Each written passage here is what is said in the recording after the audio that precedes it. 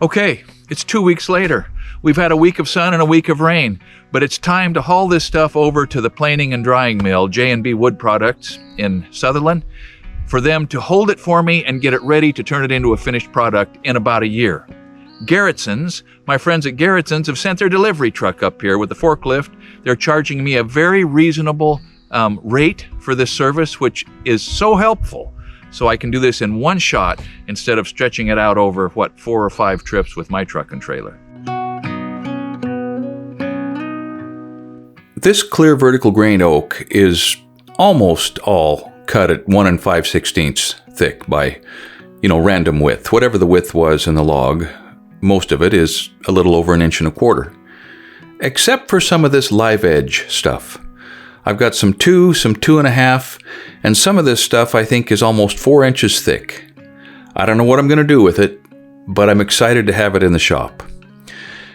And as I started trying to load this stuff, as Dylan was helping me, get it into bundles and then get ready to move it over onto the truck, I started out trying to keep all of it in the stacks the way they came off of the sawmill, sort of in family groups, the stuff that was in one log in one stack. But that got harder and harder to keep consistent as we worked our way through this, and some of it got a little mixed up, but as it turns out, it is all fairly randomly mixed up, really, in the stacks at the mill, and so that won't matter. I can reconstruct the book match boards as I work through the stacks after this is all planed and dried. These pieces of 2-inch thick lumber that we're banding onto the bottom of these stacks as we go are to make it easier for the forklift to set the bundles down wherever he needs to set them down, whether it's on the bed of the truck or on top of a stack of lumber that's already been put on the truck. It's handy, and it's a good idea, but it's a little frustrating in the moment to try to get these things to stay where they belong while the banding is being tightened up.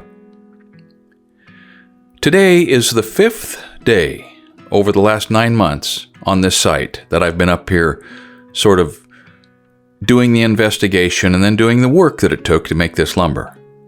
And they've all been beautiful days, but not one of them has been as nice as this one.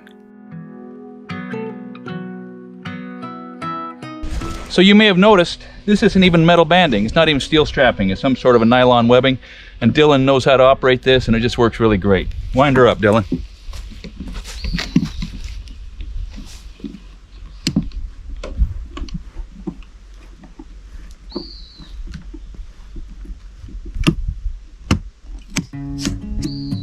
Nice. I've had this lumber all covered up pretty well with slabs and jacket boards and pieces of junk, so the sunlight that's been pounding down on it over the last couple of weeks was not an issue. But the heavy rains that we had for about half that time sort of percolated through some of the sawdust that was laying on top of the boards and left some real serious dark stains on the surface. I really hope it doesn't go in too deep. It would be a shame to have some of these beautiful boards marked or stained with the tannins and the chemicals that leach out of oak sawdust.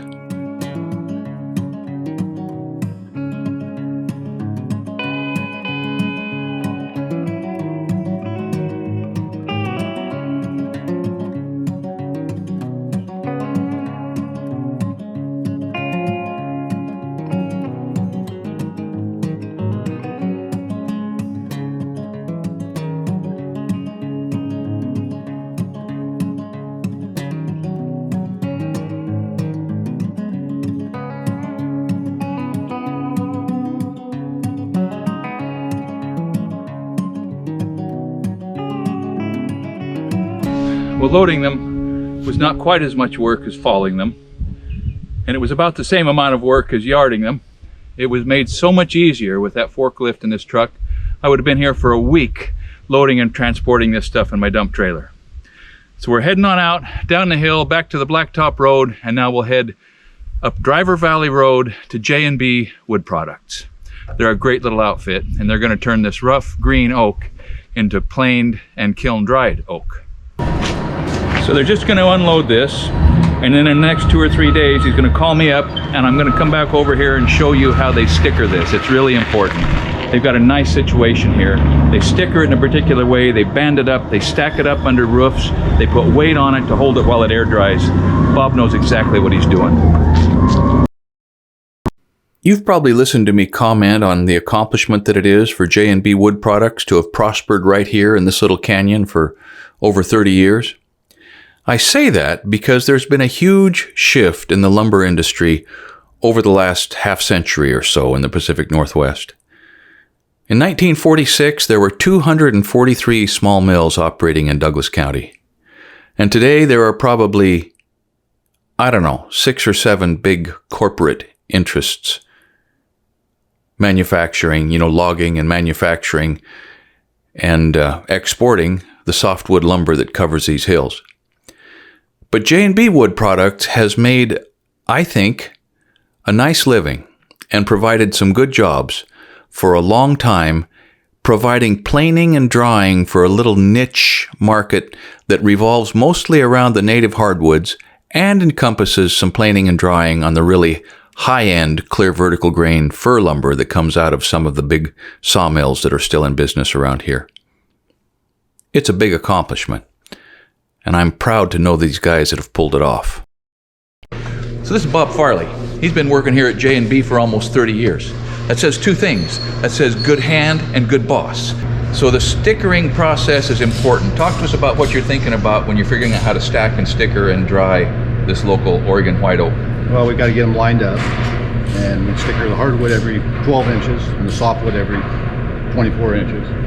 And then we've got these slotted stickers. Slotted meaning Have a groove in them on both sides. There's relief, so it's just bearing on the edge. Yeah, just not much contact to make, so it doesn't create a bacteria to grow underneath the sticker and make a stain on the, like a stripe right down the board. See, I didn't know that, but bacteria will germinate and thrive between a sticker and a green board, and you got a stain, sticker stain. Right, so it's like a zebra. Right. Okay. So what else are you thinking of? Do you band this stuff? Do you weight it We down? double band it tight. A lot of times we'll put a 6-inch slab of concrete on it. Oh, weigh it down with On the concrete. drone, and we'll stack them 3 or 4 high, and we'll put them in the air dry shed during the summer months. So that the weight of the material itself is pushing down on all the other material. Right. Okay. And then we'll keep it in there, and if it's the summertime, put it inside the shed so it doesn't have direct sun, but it still has plenty of airflow. What does direct sun do? It'll crack it, Okay. check it, sun check. Yeah. Because different woods are more photoreactive, right? Exactly, yeah. Some wood just can't take light. And Some of them you wood- can stick outside there, like this oak, you can stick it out there. We just throw a little cap over it, just keep the sun off the top boards. Other than that, it's fine outside all year round. Okay. Like I said, we put concrete on top of them. In the summer, we have them in the shed. Then come fall, what I'll do is I'll take the top unit off. It doesn't have as much weight as the bottom unit. And I'll take it and I'll put it outside and set it on the ground. And then take the other one, put it on top, put the other one on top. And they'll let them cure out like that, and they're perfect. Yeah. Rotate the weight on. Okay. I call it kind of stirring the pot. Okay. Homogenize it. Homogenize it. Yeah. That's awesome. Yep. And so, how long does it stay in the stack for air dry?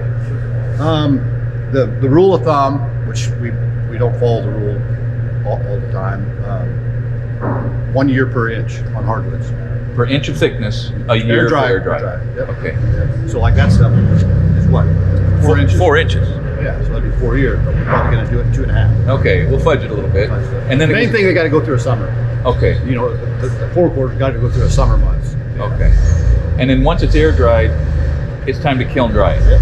Get down to under 30% moisture content, then we put it in there. Okay. If it's higher than that, it's going to twist and crack. Because it's just going out too fast. It's too fast for it. You got to slowly cure it. Okay. Process. Interesting. Well, everything you've done for me before here has been essentially perfect, and I can't wait to see it, Bob. Thanks a million. That's it.